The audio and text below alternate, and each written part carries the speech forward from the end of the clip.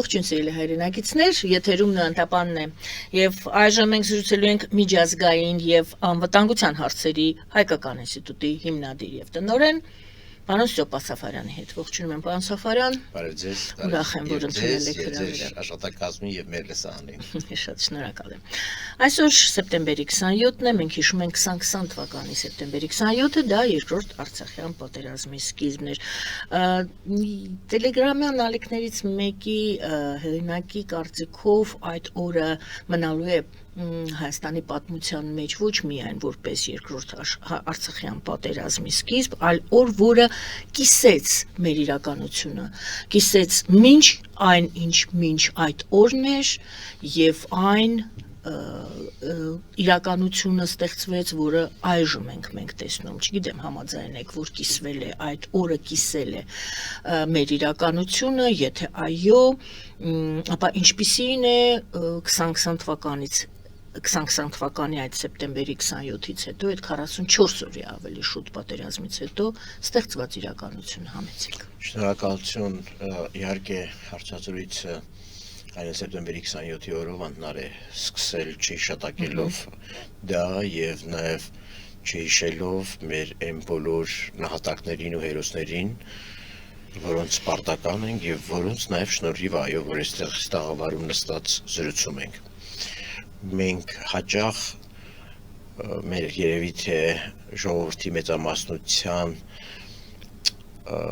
կրթությունից, մենտալ առնչությունից է գալիս միշտ ավելի շատ այսպես հորատեսությամբ նայել այն ինչը կա։ Ես հիմա կբացատրեմ ինչի նկատի ունեմ։ Չգնահատելով այն ինչը պահպանվել է, որտեղ մենք մի տեսակ այդ մոտեցման արժեզրկում ենք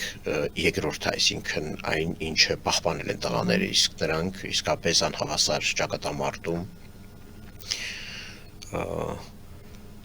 արեցին այնքան որքան որ իրավիճակը թույլ էր տալիս, այնքան որքան որ մեր պետությունը պատրաստ էր պատերազմին, այնքան որքան մեր ռազմաքաղաքական ղեկավարությունը կարողացավ ստրատեգիական առումով վարել այդ ամենը եւ ես շնորհակալ եմ նրանց բոլորին եւ ես երախտապարտ եմ նրանց բոլորին եւ ես բոլորին ասում եմ որ մենք հավերժ պարտք ենք իրենց եւ ես երբեք չեմ թերագնահատի այն ինչ նրանք արել են, ինչ է միայն այն պատճառով, որ մենք պարտվել ենք, որովհետեւ մեր մոտ այդ պարտություն կամ տանուլ տալ ճակատամարտ այդ բառից չերևաց նույնիսկ որ գոնե պահպանվել է Արցախի 25%-ը, հա, մենք նույնիսկ սկսեցինք չկարևորել դա, որովհետև եթե չկա ամբողջը, ապա մասը ոչինչ է։ Դրա համար երևի թե այդ պահածի վրա շատ լուրջ չդողացինք, չհասկացանք, թե էլ ինչ անել, որպեսզի չգա սեպտեմբերի 19-ը, հա, 23 թվականի։ Ես խորապես համաձայն եմ տված գնահատականի հետ, որ մեր պատմությունը, մի տեսակ եւ իրականությունը արդեն դարձել է մինչև սեպտեմբերի 27 եւ դրանից հետո։ Ես համաձայն եմ, որ հասարակության մի զգալի մասը, երբ հետանայում մեր պատմությանը, ինքն էլ հասկանում է ինչի մեջ ենք եղել եւ ինչու ենք հասել այս հանգրվանին։ Բայց ես համաձայն չեմ, որ մենք ամբողջությամբ ենք գիտակցում հետ պատերազմյան իրավիճակ, որովհետև էլի եմ կրկնում, եթե մենք հասկանայինք, թե ինչ ահռելի ուրեմն փոփոխությունների հետ գործ ունենք, մենք երևի մի փոքր ավելի սթափ ու խելոք կլինեինք նոյեմբերի 9-ից հետո։ Եվ չենք անի այն, ինչը արել ենք, չենք կորցնի այն ժամանակը, ինչը կորցրել ենք, եւ չենք ունենա նաեւ երկրորդ աղետը, արդեն Լեռնային Ղարաբաղի մնացած 25%-ի կորստի տեսքով։ Եթե կուզեք, սրանք կարող ենք բացել, բայց խոշոր առումով մենք ստիպված ենք, մենք պարտադրված ենք ուղղակի հասկանալ, որ այլևս ուրիշ իրականություն է, եւ այդ իրականության մեջ պիտի ձևեր գտնել ոչ միայն հարմարվելու, այլ նաև եղածը պահպանելու։ Այստեղից կներեք հարց է բխում, ինչ է այսօր, դուք ասում եք չէինք գնահատել, չէինք արժևորել, չէինք գուցե եւ գնահատականը տվել, չնայած 2020 թվականից սկսածի վեր բոլոր եւ քաղաքական միտքը եւ քաղաքական գործիչները, բոլոր վերլուծաբանները, բոլորը մտածում են լավ, ինչն էինք սխալ արել, ինչու եկանք հասանք այդ կետին 2020 թվականի սեպտեմբերի 27-ին ինչու հասանք։ Եվ դրանից հետո այո 23 թվականի 19-ը ինչու տեղի ունեցավ։ Բայց դա ամբողջը մենք հիմա խոսում ենք անցյալ ժամանակով։ Հիմա իմ հարցը ինչ գնահատական մենք այնուամենայնիվ տվեցինք, որպեսզի դա սողացող չգա հասնի մեր այսօրվա օրին եւ չշարունակվի կորուստների շրջանը։ Ես դրա համար ասացի, որ անգամ նոյեմբերի 9-ից հետո մենք դասեր չքաղեցինք։ Ամբողջությամբ դասեր չքաղեցինք, բոլոր դասեր չքաղեցինք։ Ինչի նկատի ունեմ։ Նախ Իմ քննադատությունները Հայաստանի իշխանություններին բացարձակապես այլ դաշտում են, քան ընդդիմադիրների եւ միգուցե շատ այլոց քննադատություններ։ Ինչու, որովհետեւ նախ մենք շատ շուտ պիտի տեսած լինեինք ռազմավարական բալանսի փոփոխությունը։ Ռազմական բալանսի փոփոխությունը շատ տեսանելի էր։ Ադրբեջանը ռազմական պոտենցիալի առումով իհարկե մեզ տասնյակ անգամներ էր գերազանցում։ Իսկ դիվանագիտական բալանսի Բայց ես դա եմ ասում։ Ես հենց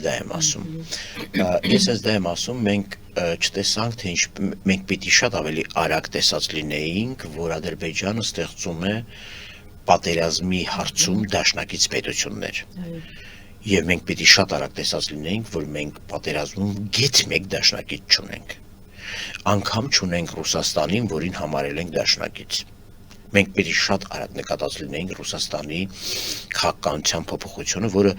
տասնամյակների խնդիր է։ Ես այս առումով դեռևս ազգային ժողովում 2008 թվականի աշնանը մի ելույթ ունեցա ամբիոնից։ Ցավում եմ, որ այն ժամանակ արգելված էր ընդդիմադիր պատգամավորների խոսքը հանրությանը հասցնելը, բայց այդ ելույթը իմ հիշողության մեջ մնացել է, որտեղ դրա նկատմամբ անգամ իշխող կոալիցիայի պատգամավորները անտարբեր չմնացին, լռություն էր դահլիճում։ Իհարկե ցավալ եւ այդ ելույթը նրա մասին է, որ Ադրբեջանը եւ Ռուսաստանը արդեն իսկ ռազմավարական գործընկերներ են եւ ռազմավարական գործընկերության հուշագրում, հռչակագրում, որը միջպետական պայմանագիր էր,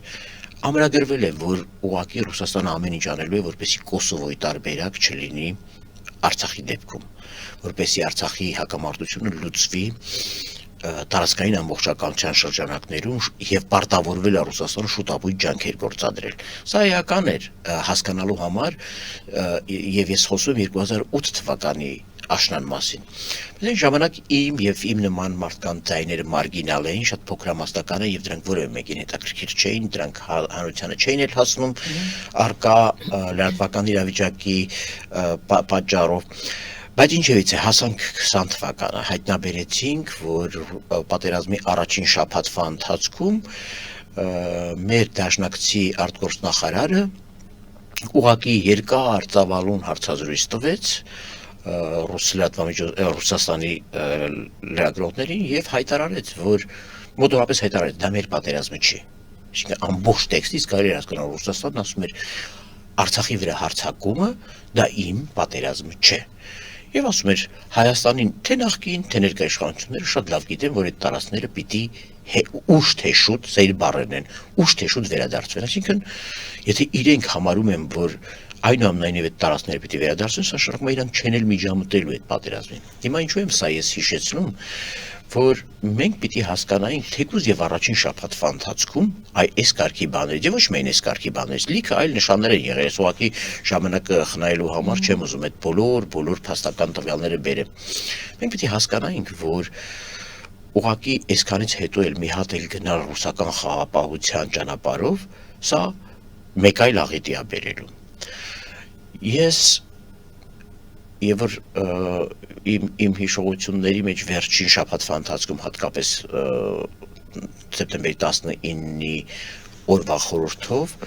հիշեցի, թե ինչպես որպես հանրային խորհրդի նախագահ հանդիպում պահանջեցի արտաքին գործերի նախարարությունում, փակ հանդիպում եղավ Իմ հետ վերցրել էին նաև հանրության մեջ առկա մտավորականներ, փորձագետներ, որոնք ուղղակի իրենց կարողությունների չափով այդ շրջանում անում էին ամեն ինչ թիկունքում պատերազմի սպասարկման համար։ Եվ ես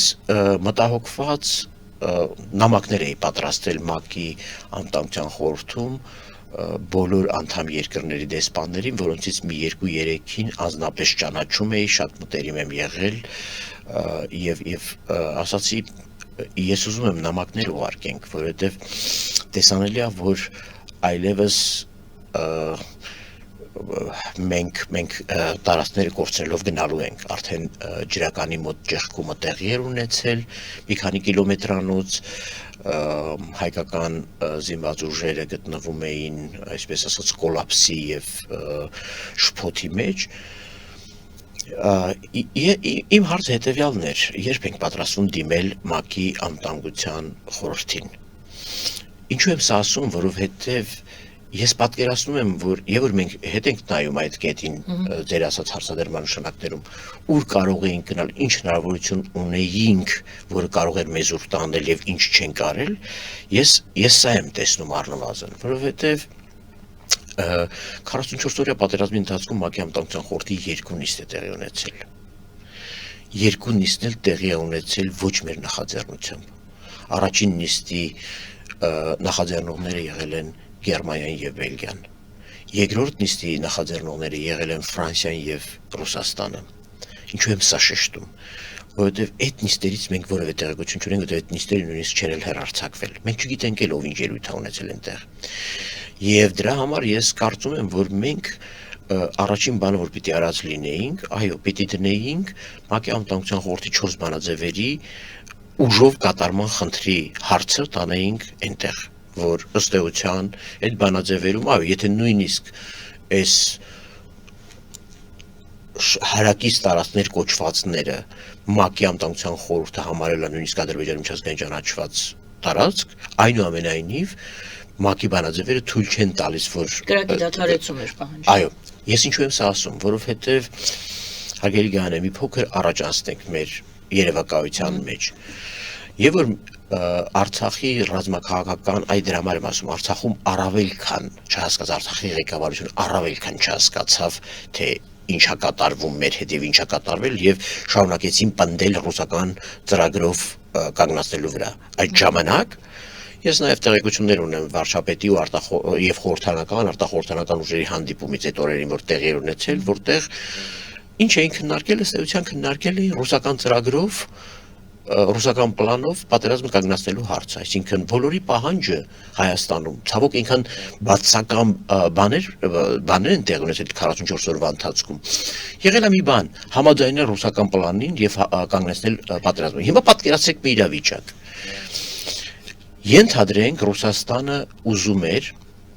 իր զորքերը տեղակայել Արցախում, որը ակնհայտ է ռուսական պլանի դեպքում։ Ներողություն փակագծերում պատերազմը պարտադիր էր, որ լիներ, որպեսզի ռուսական պլանը կատարվի։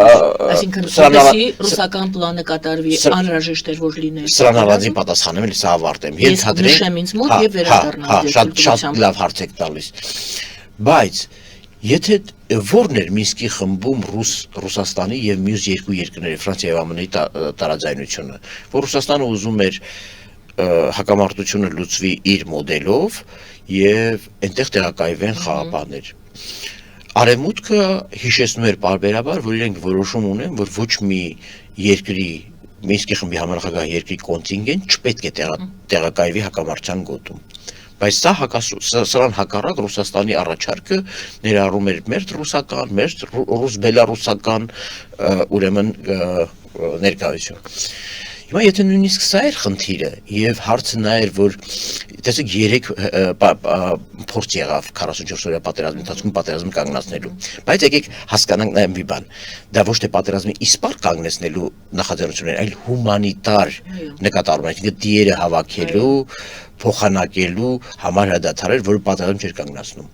Բայց երեքն էլ անգամ դա ձախողվեց։ Հիմա ես ինչու եմ պնդում, որ մենք պիտի դիմաց լինեինք ՄԱԿ-ի անվտանգության խորհրդին։ Որտեւ եթե նույնիսկ լուծման դաշտում էլի համաձայնեինք, այն ժամանակ գոնե չկար ուկրաինական ագրեսիան, չկար Ռուսաստանի եւ Արևմուտքի միջև այս ախռելի հակադրություն եւ արճակատումը, գոնե եթե նույնիսկ ռուսական խաղապահները էին տեղակայվելու, գոնե դա լիներ ՄԱԿ-ի մանդատի ներքո։ Ահա թե ինչու եմ ես պնդում, որ մենք 44 օրյա պատերազմի ժամանակ պիտի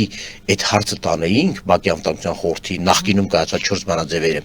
Եվ եթե չկարողանայինք նույնիսկ հասնել միջազգային խաղապահ կոնտինգենտով կանգնեցնելու խնդրին, առնվազն գոնե ռուս խաղապահները Արցախում գտնվեին մանդատի ներքո, որ եթե 23 թվականի սեպտեմբերի 19-ին չկատարեին նույնիսկ իրենց պարտականությունը կամ դրանից առաջ 9-8 ամիս շրջափակումը, այսպես ասած, դիտարկեին, այդ ժամանակ գոնե մենք կարողանայինք ավելի անցավ միջազգայնացնել խաղապահներին, գոնե ռուսների հեռանալուց հետո այնտեղ բերել այլ կոնտինգենտ եւ արցախցիները ուրեմն այսպես տնավեր չլինեին եւ չկորցնեինք նաեւ Արցախի այդ 25%-ը, որի պաշտպանության համար պարտական ենք 4000 զոհերի, տասնյակ հազարավոր տղաների, ովքեր պատերազմում ներդրում են ունեցել եւ բոլորին վիրավորում են ստացել։ Հիմա ինչու եմ ասում սա։ Եվ իմ հիշողության մեջ այս ամբողջին ես եկա գիտեք, եւ որ 23 թվականից հետո դիտեցի Սամվել Շահրամանյանի հարցազրույց, որտեղ ասում էր ես գնացի կեսօրին, եւ որ արդեն սկսվեց հարձակումը Արցախի վրա, ես գնացի ռուս հրամանատարի մոտ եւ ասեցի այսպես, եւ այլն, բա ինչ եք պատրաստում, ասեց ցավոք ոչինչով օգնել չենք կարող։ Հիմա ես դա եմ ասում, եթե մենք այլընտրանք ստեղծած լինեինք, Ռուսաստանն էլ իմանար, որ Արցախում իր, այսպես ասած, ուխտադրուժ դավաճանական պահվածքը կամ թեկուզ թուլամորթ պահվածքը կարող է բերել այլ ուժերի տեղակայման, մենք ուրիշ վարքագծեր կունենայինք։ Դրա համար եմ ասում, որ ցավոք Հայաստանի Հանրապետության ընդդիմությունով, Հայաստանի Հանրապետության իշխանությունով, Արցախի ռազմաքաղաքական ղեկավարությունով, Արցախում ռուսամետությամբ թունավորված հասարակությունով, Հայաստանում ռուսամետությամբ թունավորված հասարակությունով մենք դասեր չքաղեցինք Ռուսաստանի վարքագծի փոփոխություններից, որոնք նկատելի էին մեզ, եւ շարունակեցինք գնալ դեպի փոսը, գիտեք, ծիծաղելի է, որ հիշում ես 44 օրյա պատերազմին, հիշում եք, եւ որ Տրամպի անվտանգության խորհրդի քարտուղարը հայտարարեց, որ սկանդինավյան երկրների հետ կապվել են եւ քննարկում են Արցախում խաղապահների տեղակայման մասին։ Ինչ էր քննարկվում Հայաստանում եւ Արցախում։ Մենք նրանց լեզուն չենք հասկանում։ Դուք հասկանում եք սա ինչ է նշանակում։ Այսինքն ես չեմ ասում դա շատ իրատեսական է, չգիտեմ իրատեսական էր թե չէ, բայց այն որ մենք իսպառ բոլոր այլընտրանքների համար ճանապարհները փակել էինք, կանգնեցրու ռուսական պլանով, ահա եւ ռուսական պլանը, ահա եւ արդյունքը։ Հիմա ես եմ ասում 23-ի սեպտեմբերի 19-ի եւ որ Ռուսաստան նույնիսկ որոշած լիներ Ադրբեջանի հետ դավադրորեն դուրս գալ Արցախից, գոնե մենք կարողանայինք այնտեղ ժողովրդի անվտանգության ապահովման համար դիմել նորից ՄԱԿ-ին, այլ միջազգային մանդատ, եթե այդ մանդատը լիներ միջազգային, մենք դա չարեցինք։ Հիշում եք, եւ որ արձանագրությունների վավերացման պատմություն կա, Նիկոլ Փաշինյանը անդադ հայտարարում էր, մենք ստորագրել ենք Լեռնային Ղարաբաղում խաղապահների տեղակայման արձանագրության պրոտոկոլները, իսկ Ադրբեջանը չի անում։ Ինչի անեն, ոչ մի բան, հասկանում եք, ոչ մի բան, նույնիսկ թղթով պատշաճ մենք չենք ապահովել։ Դրա համար ունենք սա։ Հիմա ձեր հարցին վերադառնամ, շատ կարևոր հարց է։ Տեսականորեն ձեր հարցի պատասխանն է այո։ Բայց արդեն ավելացավ երկրորդ այստեղ։ Ուրեմն առաջին հարցը, որպեսզի ռուսական պլանը իրականանալ արդյոք անհրաժեշտ էր, որ լիներ պատերազմ, եւ երկրորդը դուք ասում եք չենք դիմել։ Ինչու չենք դիմել։ Այդ երկուսը, որովհետեւ եթե դիմեինք, էլի կխափանվեր ռուսական պլանը։ Պատերազմ չսկսվեր, հարցի տեսքով եմ տալիս։ Էլի կխափանվեր ռուսական պլանը։ Ճիշտ է, ի վերջո խափանվեց, բայց այլ պատճառով խափանվեց ռուսական պլանը։ Բայց այդ փուլում 2020 թվականի սեպտեմբերի 27-ին Ռուսաստանը հրաշալի գիտեր, որ ինչ է սպասվում։ Ճիշտ է, ես առաջ չգնամ։ Հարցերս Առաջի հարցին տեսականորեն հնարավոր էր խուսափել պատերազմից, եթե Հայաստանում համաձայնեինք ուղղակի առանց կրակոցի հետ վերադարձնել 5-7 շրջաններ։ Այդ դեպքում Ռուսաստանը չէր կարողանա խաղապահներ Չէ, դրա պայմաններից մեկը այն էր, որ մնացած մասում նախկին լեռնի հատվածում պիտի տեղակայվեն ռուս խաղապահներ։ Ռուսական պլանը դրա մասին է։ Շուշին չէր մտնելու այդտեղ։ Այո, չէր մտնելու։ Շուշիի հարցն է։ Ես դուք ճիշտ եք ասում, եթե Շուշին չմտներել, միևնույնն է, եկեք հիշենք 2018 թվականից հետո արկա Հայաստանում, որ իշխանությունը կարողանար այդ ոգևորության պայմաններում հաղթած զգացողությամբ եւ որ 25 եւ ավելի տարիներով պայքարելով այսպես ասած իշխանության բռնազավթման համանական կարգի տապալման դեմ հանկարծ գալիս է իշխանություն Նիկոլ Փաշինյան եւ ասում է գիտեք որպեսի պատերազմ չլինի պիտի հանձնենք 5 շրջաններ դուք եւ ես ինչ եք կարծում այդ հասարակությունը ինչ էր պատասխանելու 16 թվականին մենք ունեինք դրա պատասխանը Սասնածռերի Այո 16 թվականին Սասնածռերի պատասխանը ունեինք որքան էլ հասարակությունը ինքը ահաբեկչությունը չէր ընդունում այնուամենայնիվ այո հավաքվում էր խորենացիում այնուամենայնիվ քաղաքական պահանջի մասով համաձայն էր օրակարգի հետ որ չպետք է զիջվեն հետեւաբար Լևոն Տեր-Պետրոսյանը եւ նաեւ այլոք շատ էր մեղադրում Նիկոլ Փաշինյան թե ինչու ինքը 2018 թվականից հետո անմիջապես չանցավ հասարակությանը բացատրելուն, որ ճիշտը հողերը տալն է, բայց ես նույնիսկ եմ կրկնում հողերը տալ այն էլ ոչինչի դիմաց, որտեվ այդպեսին էր ձևակերպում, հասկանում եք, որտեվ Արցախի կարգավիճակ չէր ֆիքսվում։ Գոնե այն մնացած ռուսական պլանը չի նախատեսել կարգավիճակի ամրագրում։ Միջանկյալ, չգիտեմ, ոչ միջանկյալ, այդպես չկա այդպիսի բաներ։ Եվ Հայաստանի պահանջը միշտ դա է եղել, այսինքն դուք վերանանք իշխանության մեջ գտնվող անձի անունից, ինքնությունից եւ հասկանանք արդյոք կարող է իրավիճակն է արդյոք կարող էր նա բացատրել այն հանրությանը, որը այսպես հաղթանակից արբեցած է։ Այսինքն ուզում եք ասեք, որ պատերազմը անխուսափելի էր, որովհետեւ Հայաստանը չէր համաձայնում այդ 5 գումարած 2, ինչու, որովհետեւ սկզբում 5 պետք է լիներ։ Գիտեք, ես չունեմ չէր համաձայնվում այդ բանը։ Ես չունեմ ձեր հարցի ըստույ պատասխան, ես ասում եմ տեսականորեն այո, բայց գործնականորեն եւ որ հետ եմ վերադառնում մինչեւ 27-ի Հայաստանը, սեպտեմբեր 27-յան Հայաստանը, ես չեմ տեսնում, գիտեք, որովհետեւ շատերի համար այս հասարակության մեջ հեղափոխությունը նաեւ նրա համար էր, որ Հայաստանը հրաժարվի պարտվողական քաղաքականությունից, Հայաստանը հրաժարվի Արցախի հողերը սակարկելու քաղաքականությունից, եկեք բարձր շիտակ նայենք եւ չկեղծենք որովհետև մենք այդ հասարակության մեջ ապրել ենք եւ գիտենք ինչ էր մտածում մեր հասարակությունը, այո, եւ նաեւ ուզում էր, որ եթե անգամ փոխզիջումներ, ապա դրանք լինեն երկկողմանից։ Եվ դրա հետ մեկտեղ չունենալով դիվանագիտական եւ ռազմական բալանս, հա։ Ուզում եք այդպես եւ նաեւ այո, սրանք կապտում է այո նա, որ այդ իրավիճակում մենք չունեինք ոչ մի դաշնակից պաշտպանության հարցում, հա։ Իսկ ինչու՞ չարվեց այդ դուք անվտանգության խորհուրդում մի քանի անգամ նշում եք, որ չենք դիմել Ինչու չենք դիմել։ Չգիտեմ, ինձ ԱԳՆ-ում եւ որ ասեցի, իսկ երբ ենք դիմելու, ասեցին, եթե այսպես շարունակվի, ապա չենք բացառում որ դիմենք, բայց այդպես էլ 44 օրվա ընթացքում, որտեղ ես նույնիսկ ինչ չթույլատրվեց իմ նամակները անձանրիվանից ուղարկել, որովհետեւ ինձ ասեցին только через наш труп, այսինքն միայն ԱԳՆ-ի անունից, ես ասում եմ, ես հանրային պաշտոնյա եմ, ես իշխանության մաս չեմ կազմում։ Բայց չէի հարցնում այդ դեպքում եւ չէի գործում ինքն։ Հարցնում եմ, որովհետեւ ես չգիտեի իրենք ինչ են պատրաստվում եւ ինչին կարող եմ ես օգնել եւ ինչին կարող եմ վնասել։ Դա շատ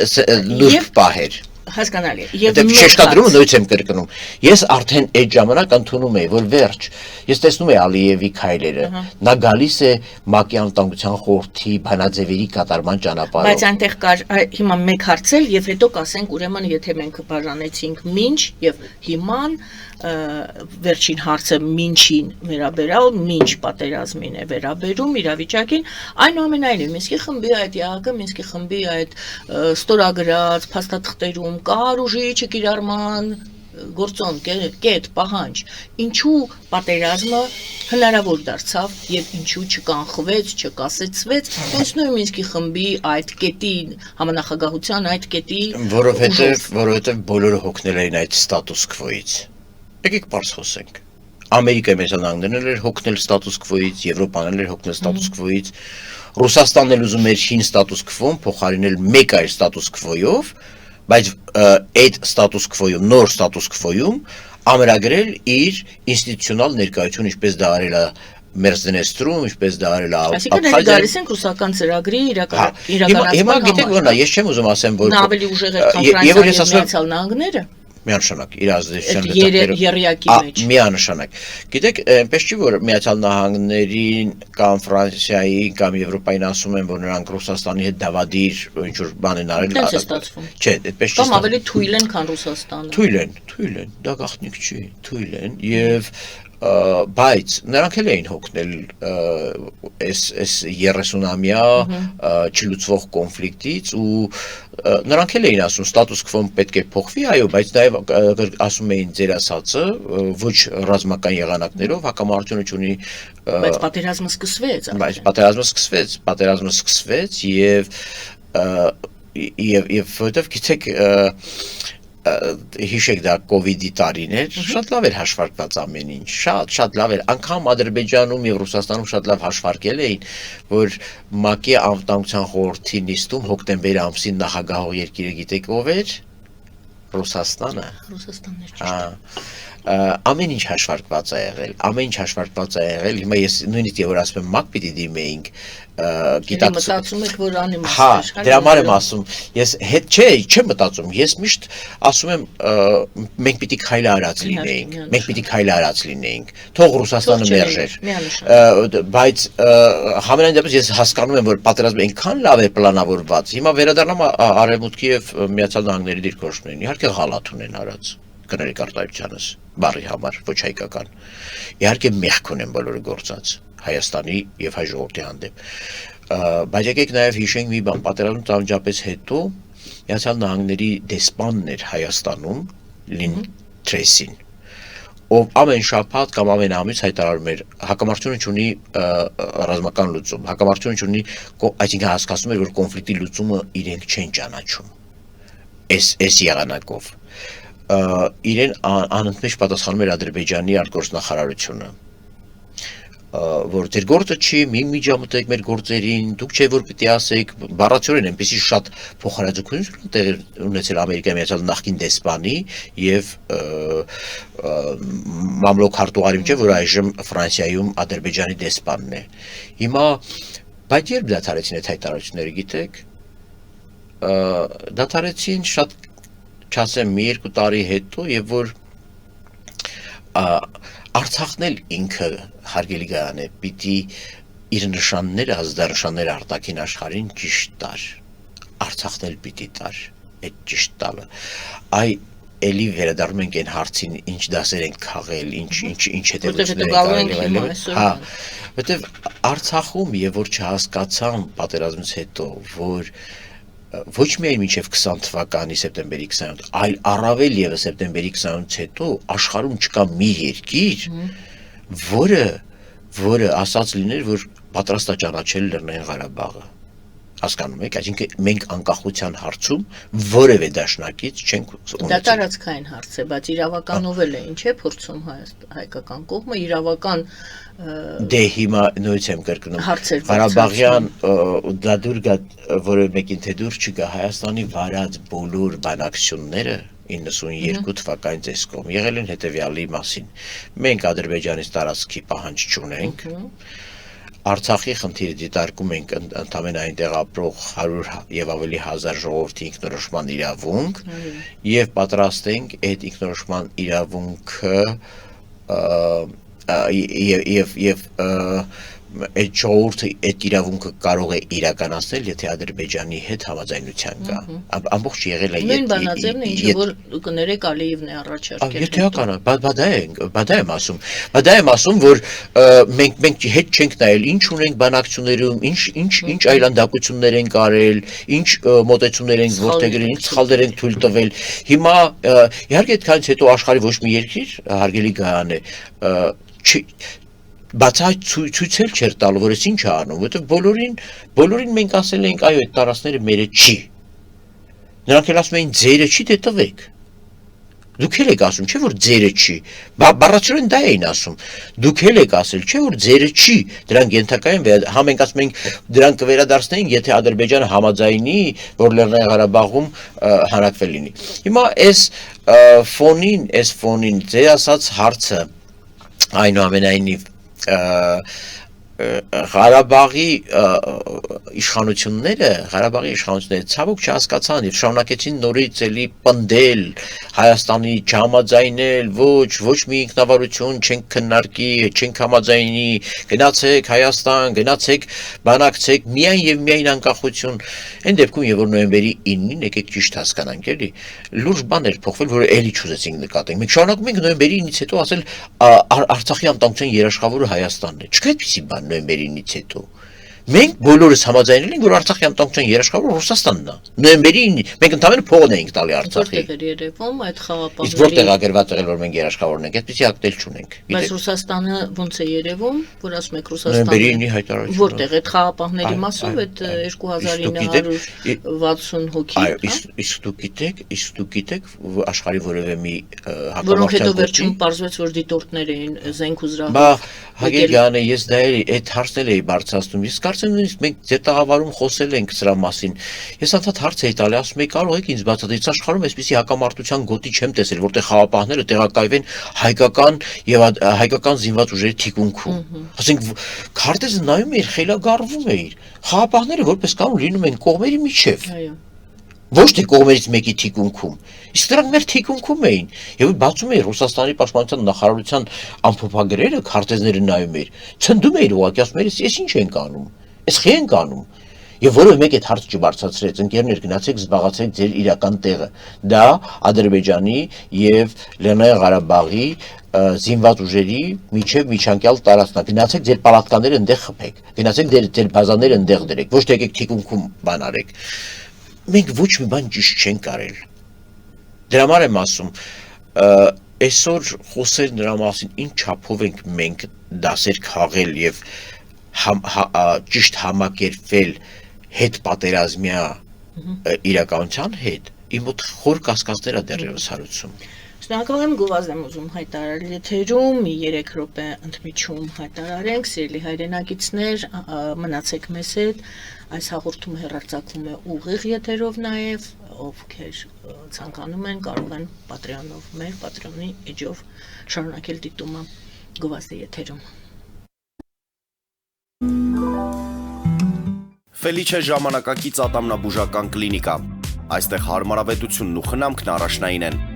Այստեղ կիրառվում են ատամնաբուժական ամենաժամանակակից տեխնոլոգիաներ, ճշգրիտ ախտորոշում, արդյունավետ բուժում, նուրբ փորձառություն եւ անհատական մոտեցում։ Սկսած սովորական մանրուքներից մինչև առաջադեմ ընթացակարգեր, այստեղ դուք գտնվում եք բարձր որակավորում ունեցող եւ փորձառու ատամնաբուժական մասնագետների ձեռքերում։ Մեր բարեկամական եւ հյուրընկալ անձնակազմն այստեղ է յուրաքանչյուր այցը հաճելի դարձնելու համար։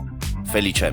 ձեր առողջ եւ ամենաերջանիկ շպիտը սկսվում է այստեղից։ Եկեք եւ բացահայտեք նորարարության փորձագիտության եւ կարեկցանքի կատարյալ համադրությունը։ Երևան Shipping, սենսացիան ստեղ, հա։ Այո, ճիշտ եք եկել։ Ծադրոցներ Երևան ուղարկելը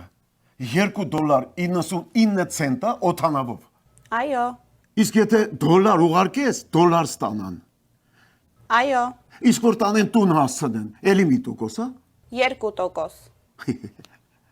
Ասա ծրի է, էլի։ Ժողովուրդ սենսացիա, ծրի է։ Նորթ Հոլիվուդ Գլենդել։ Ջաքփաթ հագուստի խանութը երկրորդ մասնաճյուղն է բացել Գլենդելի սրտում, որտեղ կարող եք ձեռք բերել եվրոպական եւ ամերիկյան ընտիր հագուստեղեն, կոշկեղեն, աքսեսուարներ, պայուսակներ ամենահարմար արժեքներով։ Նաև կարող եք ցանկացած ապրանք պատվիրել եւ ձեռք բերել կարճ ժամանակում։ Ջաքփաթի Գլենդելի հասցեն է 1135 North Pacific Avenue, հեռախոս 818 813 2252։ Ջաքփաթ հագուստի լավագույն կենտրոնը Գլենդելում։ 60-ից ավելի ճանաչված եվրոպական բրենդների ինքնատիպ, չկրկնվող եւ մատչելի ընտրանին Fortuna Home and Country House խանութ սրահում։ Նորավոճ սպասք եւ կահույք հորեկա բնագավառի համար, տեքստիլ, տնտեսական ապրանքներ, ամեն ինչ գեղեցիկ կյանքի համար։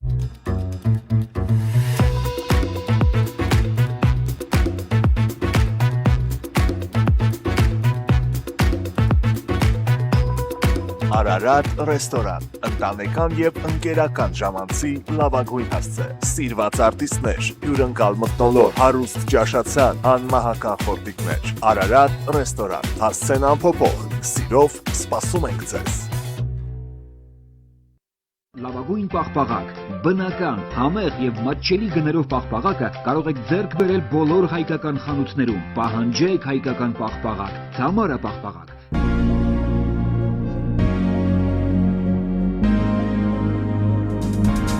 Տպագրեք ձեր գիրքը Նոյան տապան տպագրատանը, ինչպես նաև թերթեր, ամսագրեր, բուկլետներ եւ այլն։ Հասցեն քաղաք Երևան, Իսահակյան 28 առաջին հարկ։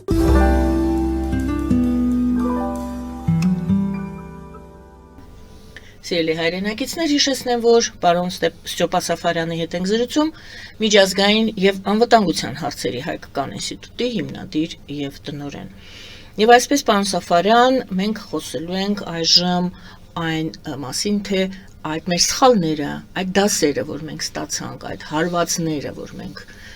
ստացանք 2020 թվականի սեպտեմբերի 27-ին, այնուհետև 23 թվականի սեպտեմբերի 19-ին եւ այն ամենը, որը բերեց այսօրվա օրվան,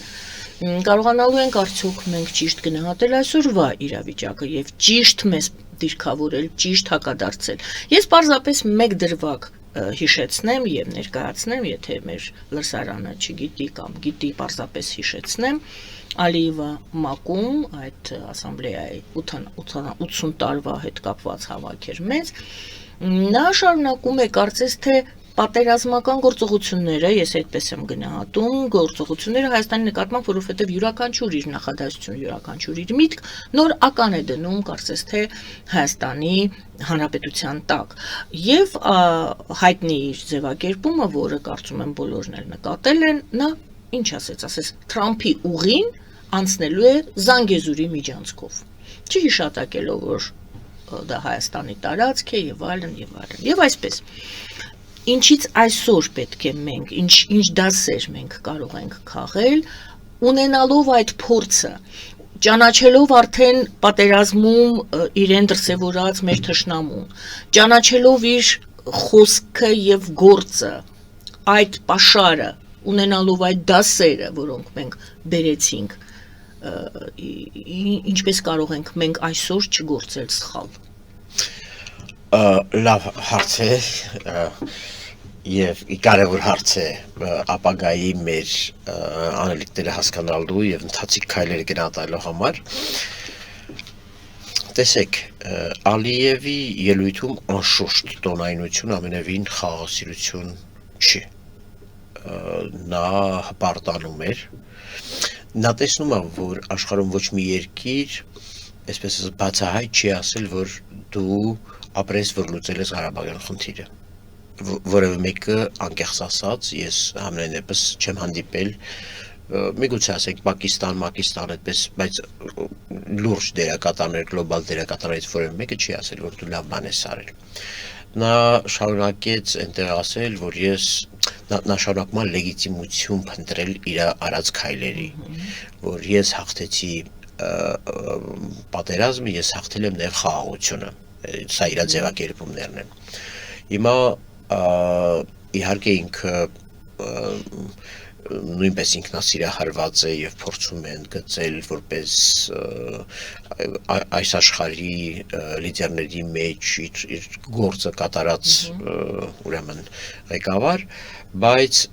նկատելի է մի բան, ձեր արած արտահայտությունը, որ ասեցիք, այս արտահայտության մեջ կար մի խմբագրում։ Որ արտահայտություն, ականներ դնել են։ Շանհայի կազմակերպությունում նա ընդհանրապես չհիշատակեց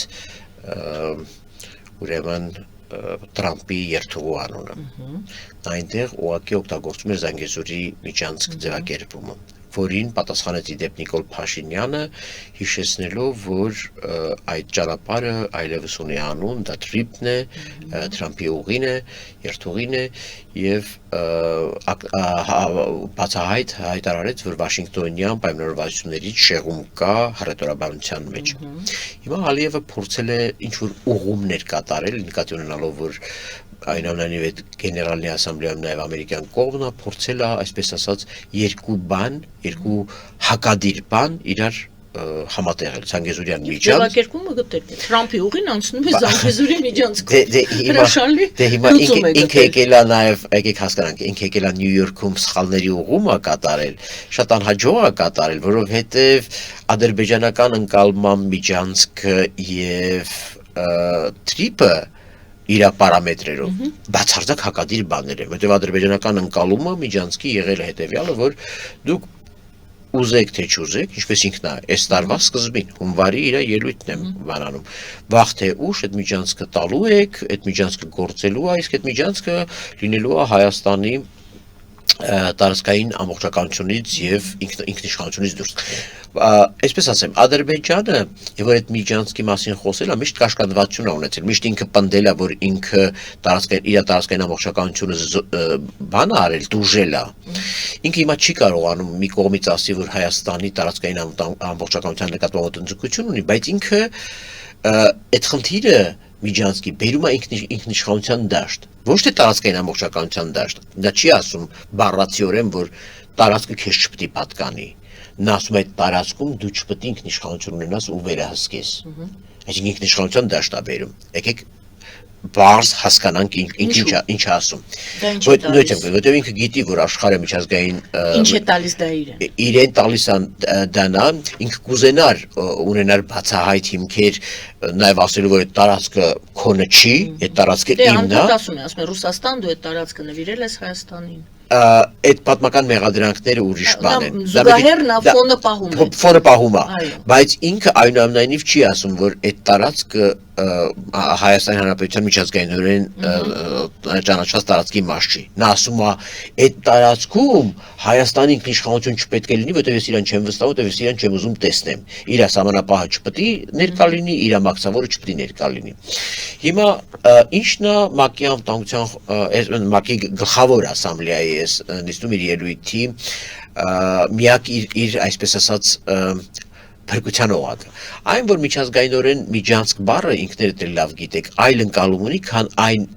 ընկալումը, որ ունի Ադրբեջանը։ Միջանցք որպես կանոն այդպես ցավագին չեն վերաբերվում աշխարհում։ Մենք ինչ ենք ցավագին վերաբերվում, որովհետև մենք գիտենք Ադրբեջանը դրա տակ ինչ իմաստ է դնում։ Որովհետև ցանկացած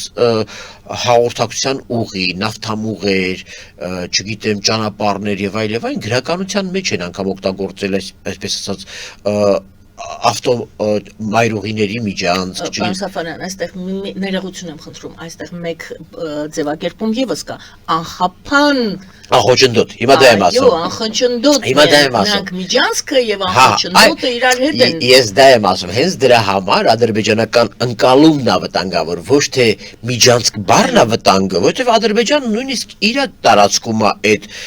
հատվածին Ֆիզուլիից, Վարակնայից մինչև Կովսական, այդ հատվածին ինքը անվանում է Զանգեզուրյան միջանցք։ Այսինքն ինքը միջանցք անվանում է նաև ջրական, այդ բոլոր այդ հատվածներով Արաքսի այդ ափով եկող ավտոմայրուղին, որը կառուցել է, երկաթուղին, որ ինքը դրան էլ է միջանցք անվանում։ Ինքը ուղղակի ուզում է միջազգային հանրության մոտ միջանցք բառը օգտագործի, իմանալով, որ միջազգային մակարդակում դա ցավագին բառ չի, բայց մենք հայերս գիտենք, թե ինքը ինչ է դնում այդ միջանցքի։ Հա։ Հիմա այստեղ խնդիրը հետևյալի մեջ է, որ բարեբախտությունը դեռևս նրանում է, որ օգոստոսի 8-ի Վաշինգտոնյան համաձայնագրերում ինչ որ հստակեցումներ արվեցին։ Այդ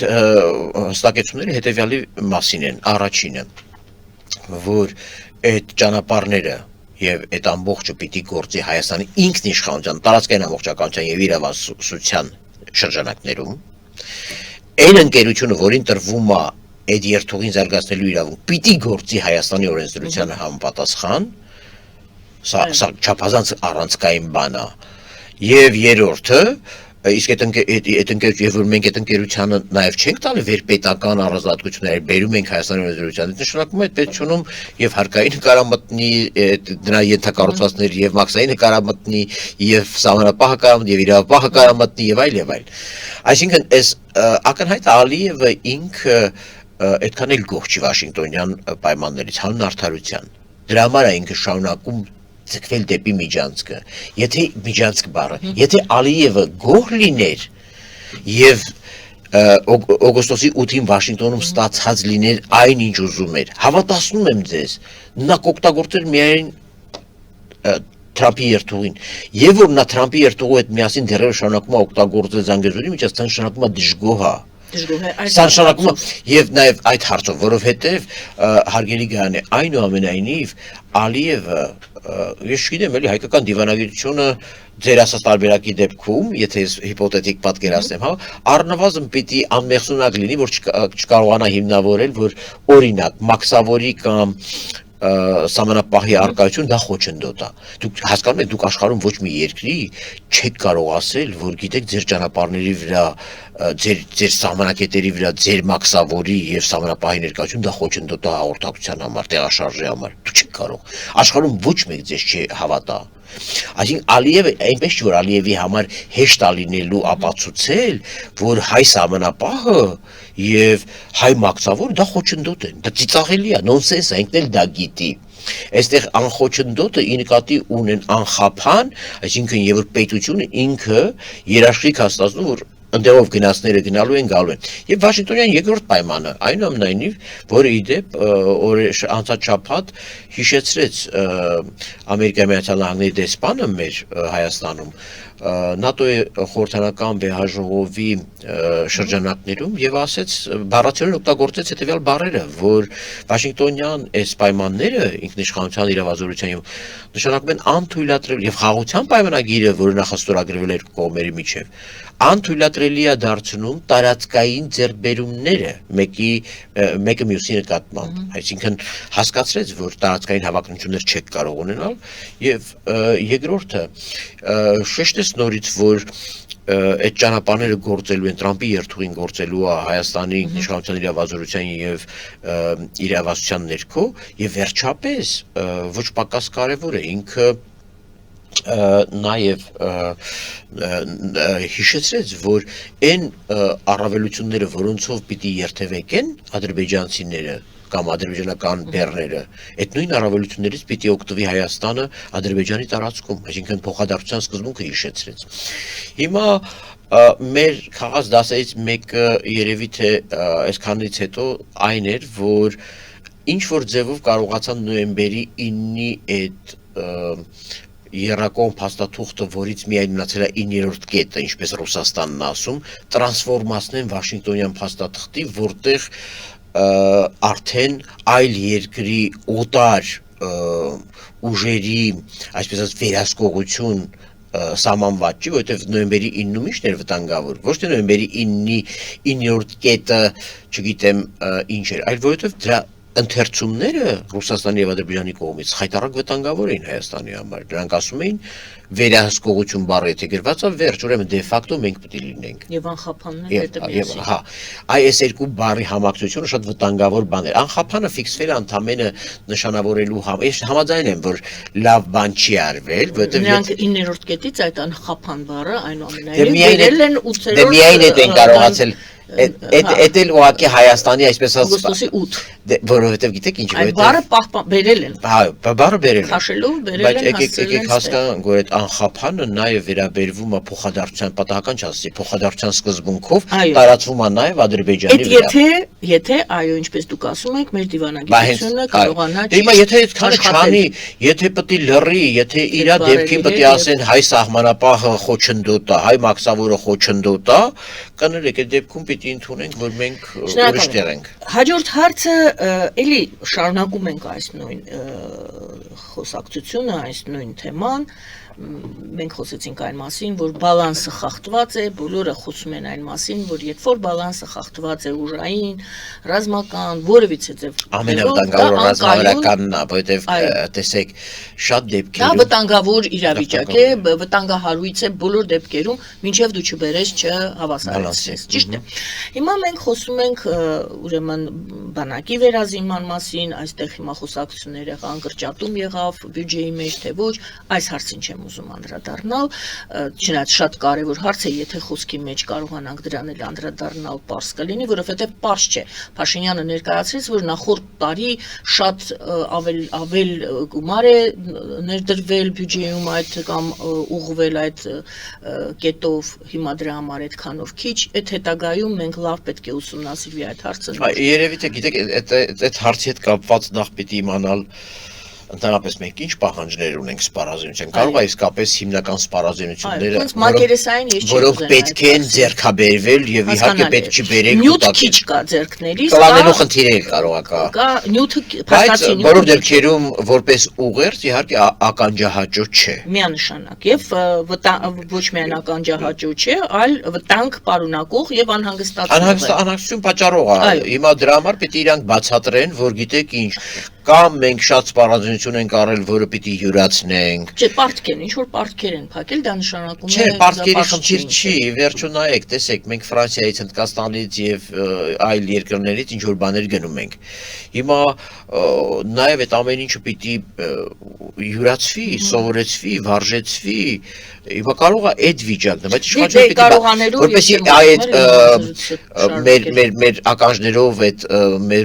սոսկողանակություն չլինի, իշխանությունը պարտավոր է բացատրել, որ սա նորմալ է, առնվազն։ Հաջորդ բալանսը, մենք խոսեցինք դիվանագիտական բալանսի խախտվելու մասին եւ հիմա փորձում են, չգիտեմ, ես հիմա այդ հարցը տամ, մենք մտնենք ուրիշ թեմա, մենք առ այսօր, լավ, մենք գիտենք Ադրբեջանի այդ ընկերական շրջապատը, ասենց ասած, հա, մեր, այսինքն գործընկերները, որոնք պետք եղած պահին կողքին են եւ այսօր էլ կողքին են։ Մենք գիտենք մեր ընկերական շրջապատը պետք եղած պահին դիվանագիտական նվաճումներ, այսպես ասեմ, կարող ենք թվարկել թե ոչ։ Եվ երրորդ ոտքը, այսպես ասած, աթոռի, հա, երրորդը, դա ներքին կայունությունն է, մենք կհիշենք հիմա Մերձավանում տեղի ունեցածը եւ կքննարկենք, թե ինչ բացի նրանից, որ շատ վատ է, որ սպանություն է տեղի ունենում եւ շարունակական կարող է բնույթ լինի, եթե դեմը չառնեն, ինչ հետևանքներ կարող է լինել, եթե ներքին անկայունություն սկսվի այս Մերձավանի դեպքից։ Եւ այսպես ինչ ընկերներ ունենք, սկսենք դիվանագիտականից։ Մենք Հայաստանի Հանրապետության իշխանությունները իր վարչականությունը անվանել է բալանսավորման քաղաքականություն եւ բալանսավորող քաղաքականություն, ոչ միայն բալանսավորման, այլ բալանսավորող։ Ինչ ենք բալանսավորում։ Բալանսավորում ենք, որ հանկարծ ինչ որ մեր հարաբերությունները չբերեն այլ ուղղություններից ռիսկերի, բայց առաջին բառը բալանսավորմանն է, նշանակում է, որ մենք ունենք խախտված բալանս եւ ամեն ջանում ենք բերելու բալանսի։ Այդ երկու բառերը շատ ոչ պատահական են, բալանսավորման եւ բալանսավորող։ Հիմա բալանսավորման քաղաքականության դեպքում նկատելի է ընդհանրապես, գիտեք, եթե մենք մի հատաղյուսակ կազմենք, ովքեր են մեր դաշնակիցները, ես Հայաստանի Ռոզրոցի սեմինարին խորհրդանական 10 նպատակ էի առանձնացրել. Հայաստանի ժողովրդավարություն, Հայաստանի դիվերսիֆիկացում, արտաքին պաշտպանական տնտեսական քաղաքականությունների, ուրեմն եւ ռազմական, ռազմատեխնիկական, Հայաստան-Ադրբեջան, սահմանազատում եւ սահմանագծում առանձնացված որպես տրեք, Հայաստան-Թուրքիա, առանձնացված Հայաստան-Թուրքիա սահմանի բացում եւ այսպես շարունակ 10 նպատակ էի դրել։ Որոնք հետապնդում է քաղաքականություն, եւ գիտեք ինչն էր հետաքրքիր, այս 10 նպատակում բառացիորեն մեր դաշնակիցը Միացյալ Նահանգներ, Եվրամիություն, Միացյալ Նահանգներ, Եվրամիություն, որոնք սփորտիվ էին, այսինքն աջակցող էին, եւ այս 10 նպատակներից 8-ում Ռուսաստանը հակառակորդ։ Դուք հասկանում եք, թե ինչ խայտառակ բան է, այսինքն մենք ունենք քաղաքականության 10 առանցքային նպատակներ, որոնցից 8-ի հարցում Ռուսաստանը դեմ է մեր քաղաքականության նպատակներին։ Հայ-թուրքական հարաբերությունների հələ հայ-թուրքականում գիտեք, այնտեղ հələ բաներ պայմանական է կամ մտահոգված է, եթե դուք աղյուսակը տեսնեք, շատ ուշագրավ, այսինքն իրանք դիապազոն մտահոգվածից մինչև դեմ, այսինքն կարան ինչ որ պայմանի, թե իրանք ձեռնտու լինի, եթե իրանք շահեն դրանից եւ այլն, բայց խոշոր առումով դեպի ուղղություն, դեպի դեմն է։ Հիմա ինչու եմ սա ասում, որովհետեւ Այս ուղղությունների վրա պետք է փնտրել մեր դաշնակիցներին։ Իհարկե, Արևելքում նույնպես մենք ունենք դաշնակիցներ։ Իրանը համենայն դեպս ասաց, որ իդեմս ինձ դուք ունեք ոչ միայն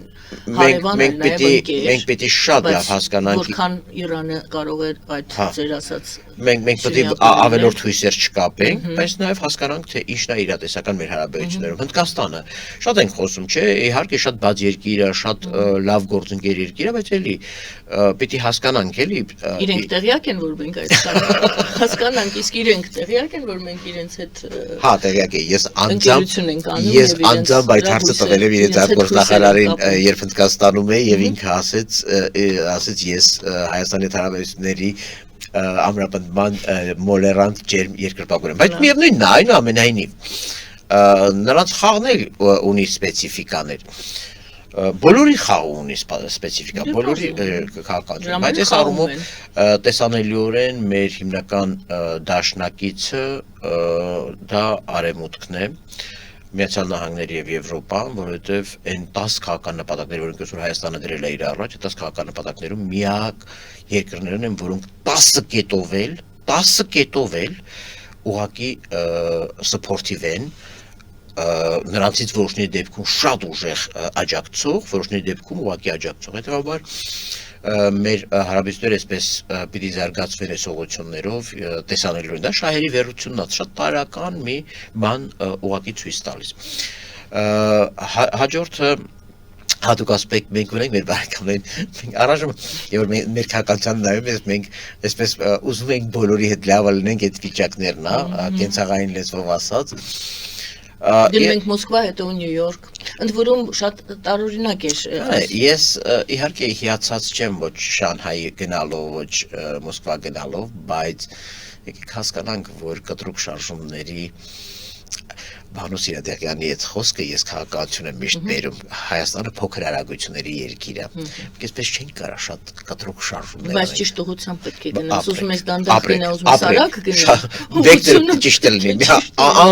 Անխոս դրանում գնալ եւ պատին դանդաղ գնալ եւ մեր հնարավորությունները ճիշտ մեր լանդշաֆտի նման են, ինչ զարմանալի է, չի, ասենք լեռներեն բանը մեծ արագություններ չես կարող մեքենայով բայց լեռը չի խոչընդու, դու գիտես ոնց անցնես կամ Համաձայն եմ։ Արահետը ճիշտ գտնես։ Հիմա եթե մենք դեռևս չենք կարողացել լիքը ֆունդամենտալ խնդիրներ լուծել, եթե լիքը մայրաքաղաքներում ի վերջո եկեք հասկանանք, ինչ որ մեկի հետ ընկերություն դա երկկողմ ճանապարհ է, երկկողմանի երթևեկություն է։ Հա, մենք անդադ գնանք թակենք, այնա Թուրքիան էլ է 50 տարի է թակում է Եվրոմիության դուռը, ընդունել են իրան, չեն ընդունել։ Հիմա դրա համար եմ ասում, այն մյուս մայրաքաղաքն էլ պիտի ինքը ասի, ես ուզում եմ, որ մենք ինքը գիտի, որ հանդիկները չգիտեմ ինչքանով գիտեին կամ ինչ էին հասկանում այդ մերձեցման տակ, բայց Եվրոմիության դեպքում նկատելի է, որ մենք նոր հաջորդ քայլը պիտի կատարենք, մեր հարաբերությունները բարձրացնենք ռազմավարական գործընկերության մակարդակին։ Նրանք սպասում են, կարծում եք։ Փաստաթուղթը պատրաստված է, թե ինչու մինչև հիմա չի ստորագրվել, ինձ պատճառները հայտնի չեն, ասում են, որ շատ տեխնիկական են, որովհետև 27 երկիր պիտի առնվազն իր կառավարությունների մակարդակով հավանություն տա, որպեսզի այս նոր ռազմավարական գործընկերության օրակարգը ստորագրվի։ Եվ ես հուսամ, որ մինչև հաջորդ տարվա գարունը կունենանք այդ փաստաթուղթը, որը արդեն մի level է, որ մի սիգնալ է, որ այո, մենք ուզում ենք ավելին մոտենալ։ Հիմա եւ որ դա էլ տեղի ունենա, այդ դեպքում արդեն վիզա լիբերալիզացիան է սկսվում, Շենգենի վիզայի ազատականացումը, որը չափազանց առանցքային է։ Այստեղ էլ, եթե մենք տեսնենք 27 երկիր մեր առաջ ճանապարհը բացեցին, ուրեմն նշանակում է այո, ընկերներ, մենք ուզում ենք ապրել նույն տարածության մեջ։ Այսպես կգրանք, դրա համար քանի դեռ այս խնդիրները չկան, ինչ որ միտեղ հասկանալի են դառնում, ինչու են գնում շքերթների, մերթ Պեկին, մերթ բան, ակնահաճո չէ, այս անգամ էլ ասեմ, ակնահաճո չէ ամենևին, բայց չգիտեմ, ես ուզում եմ խղճի առաջ բան մեջ չգործել, հա, անկախ դրանից ով է իշխանությանը, ես հասկանում եմ ինչա կատարվում։ Բարի։ Հիմա գալիս ենք Մերձավանին Ներքին ինչ է կատարվում, եկեք հասկանանք, դա պարզապես նեղ ինչ-որ մարդիկ իրար հետ լավ, այսօր անգամ վենդետա բառը ես տեսա գրված էր, չգիտեմ ով էր օգտագործել, կարծեմ հենց նույն Ալեն Սիմոնյանն էր տենց բացատրում, որ ահա պարզվել է սա պարզ վենդետա է։ Դե վենդետան կարող է լինել նեղ ընտանիքների մեջ, բայց զուտ վենդետա է, այդպես է պետք դիտարկել եւ Դե գիտեք այն պատմությունը, որը պատմում են այդ համայնքի մենակ ես երեք փորձել եմ շատ գրառումներ կարդամ, շատ մեկնաբանություններ կարդամ։ Ես չգիտեմ իհարկե նրանցից ամեն մեկը ինչ պատճառությամբ շահադրում փաստերը հանուն արդարության, բայց քանի որ ինքս տեղական ինքնակառավարման մարմինների ընտրություն, ես չեմ հետևել Մերձավանի ընտրություններին։ Ուղղակի քանի որ իմ ուշադրությունների ֆոկուսը ավելի արտաքին քաղաքականություն, ես այդքան ժամանակ չունեմ համայնքների ընտրական կյանքով։ Դու կոնկրետ Բայց ես չեմ մացել, որ այդպիսի նախապատմություն կա, որ 8 ամիս առաջ համայնքում սպանվել է ուրեմն մի տղա, որը եղել է այս մի սպանության մեջ կասկածվողի հարազատ եղբայրը։ Ըստ որը սպանությունը, եթե 8 ամիս առաջ տեղի ունեցել մեկ այլ եղբոր տարեդարձին, այս մի սպանությունը տեղի ունեցել սպանվողի եղբոր տարեդարձին։ Մամուլը գրում է, որ համայնքապետը այդ ժամին գնացել էր նաև փորձել, քանի որ եղբայրը տնային կալանքի տակ է եւ արգելված ատեսակցություններ, ես ենթադրում եմ քրեական ոստիկանի ուղեկցությունն էլ պատահական չի եղել, որը նաև հանուն արդարության ինչ որ շատ մտահոգիչ բանի մասին է ասում, որ փորձել է եղբորը երևի շնորհավորի կամ այցելի, համենայն դեպս թերթերից մեկը այդպես էր գրել, որ ճիշտ ընտանիքը բացատրում է, որ գնացել էր նոր շինարարությանը վերահսկելու տունը կառուցելուց եղել համայնքապետը, բայց ասում է դա եղել է իր եղբոր ծննդյան օրը եւ ուզեցել է ինքը շնորհավորի, ուղղակի չի հասցրել, որտեվ սպանել են արդեն, իսկ նա նախորդ սպանությունն էլ տեղի ունեցել իրենց եղբոր ուրեմն սպանվողի եղբոր տարեդարձի օր, այսինքն անգամ սիմվոլիկաները եւ ես տեսա այդ տղային կասկածյալին ճիշտ նահած իսկապես իր աչքերում եւ դեմքի արտահայտությունում կար բավարարվածության զգացում, որ ես դա արեցի։ Դու եւ որ նայում էիր այդ խոշորացված պատկերը, սարսափում էիր իհարկե, որ ուղղակի ես իմ վրեժը լուծեցի։ Դու տեսնում, նա չէր փորձում լրատվամ ցանկացած այդ դեպքերում, եթե որևէ մեկ ուզում է արդարանալ, օգտագործում է լրագրող իր ոտքով եկել էր, չնայած անթույլատրելի էր, որ լրագրողին թույլ էին տվել խոզարկության վայր ներթափանցել, բայց նա օգտագործել էր հնարավորությունը, ասել ես ազնիվ եմ, ես չեմ արել, ինչ շարով են տալիս եւ նա չարեց, ոչ մի բան չարեց, նա ոչ մի երկու հայտարարություն չարեց։ Իմ հարցը դա առանձին դեպք է, թե դա պետք է այնքանով որ նայեք, կրիմինալ իրավիճակը անշուշտ գոնե արկա պատմությունը ցույց է տալիս, որ մենք գործ ունենք։ Իդեպ միտեղ կարդացի, որ ասում են, որ անգամ 8 ամիս առաջվա տեղի ունեցածը սա դեռևս ամբողջ պատմություն չի, դրանից առաջ էլի Այսինքն կարելի է կանխել, սա կանխատեսել եւ կանխել, հա։ Ես կարծում եմ, որ եւ հետագան էլ պետք է կանխատեսել եւ կանխել, որովհետեւ եթե իհարկե հիմա այդ մարզի կարծեմ ոստիկանության պետն էր թե ով էր ազատվել էր, բայց կներեք էլի, ասենք 8 ամիս առաջ սպանությունը տեղի ունեցել։ Մարդը սпасել է արդարադատել, ես բացարձակապես չեմ ուզում հերոսացնել եւ արդարացնել սպանության մեջ կասկածվողին, բայց 8 ամիս առաջ տեղի ունեցել սպանություն, եւ սպանությունով ձերբակալված մարդ չկա, կա ընդամենը մեկը, որ տնային կալանքի տակ է։ Դուք ինչ եք ուզում, մարդը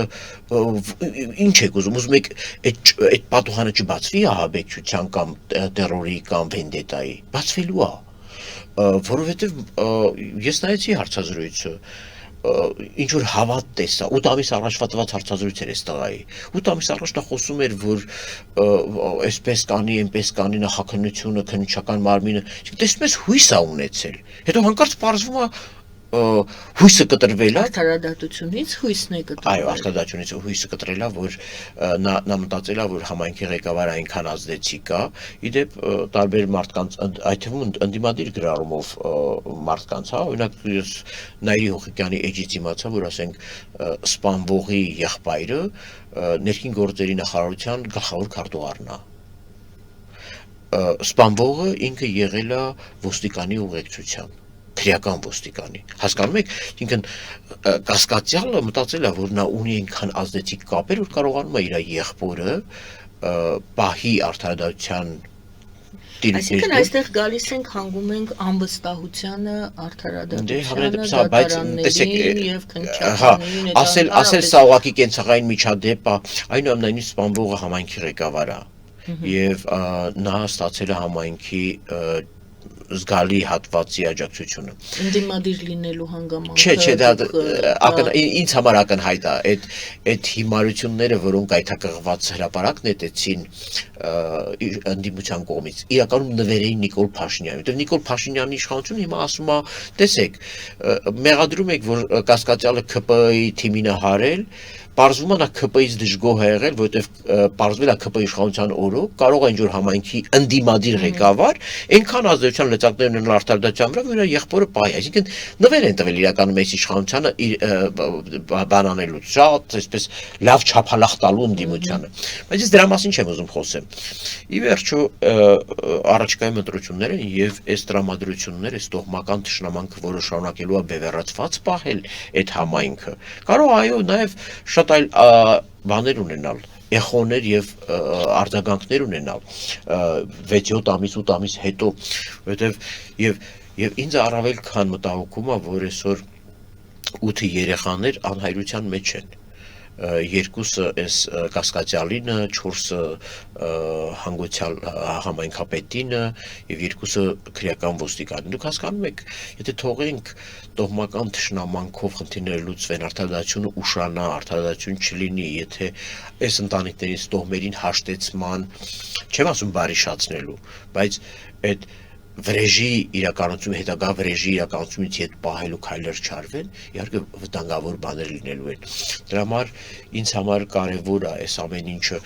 եւ որ մենք ինչքան էլ ինքը քաղաքական պատճառներ չունի, այսինքն նրան չեն սպանել, որովհետեւ նա համայնքի ղեկավար էր։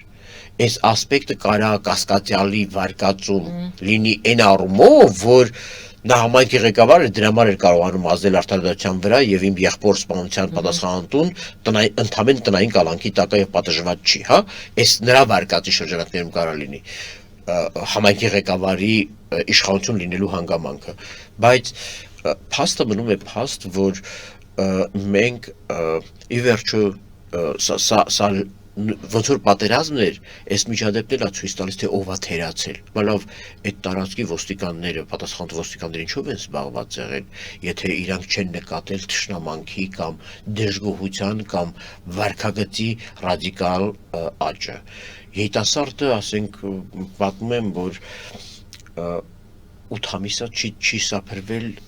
չի կտրել մազերը եւ այսինքն մարդու հետ ինչ-որ բան է կատարվել, մարդուն այդ տրավմայից հանող, այդ վշտից, այդ ամեն ինչից հանող չի եղել, ասենք հոգեբաններ կլինեն, չգիտեմ, բալավ ուր են այս ինստիտուտները, ասենք, էլի պետությունը այդ ամեն ինչ, այդ աչքը վերահսկող, կանխարգելող այդ ձեռքը ուր է պետության։ Սարմով այո, համայնքներում պետք է ուշադիր լինենք, որովհետեւ դրանք շատ սպეციფიկ կյանքով ապրող վայրեր են եւ օրգանիզմներ են եւ այստեղ ուղղակի թույլ տալ, որպես ես թշնամանք խորնակ, ներեցեք, սա որևէ մեկիս շահից չի բխում եւ ընդհանրապես պատասխանատվություն չկրի բռնության եղանակով կամ սպանության եղանակով խնդիր լուծողը, սա նոնսենս կլինի, սա նոնսենս կլինի հասարակության յուրաքանչյուր անդամի նկատմամբ համար։ Շնորհակալ եմ, պարոն Սաֆարյան, շնորհակալ զրույցի համար։ Շնորհակալություն։ Շնորհակալություն, սիրելի հայրենակիցներ, պարոն Ծոպա Սաֆարյանի հետ էի զրուցում միջազգային եւ անվտանգության հարցերի հայկական ինստիտուտի հիմնադիր եւ տնօրեն։ Զրուցում եմ ես Գայանե Առաքելյանս։ Բարին ընձեզ եւ լավ օր։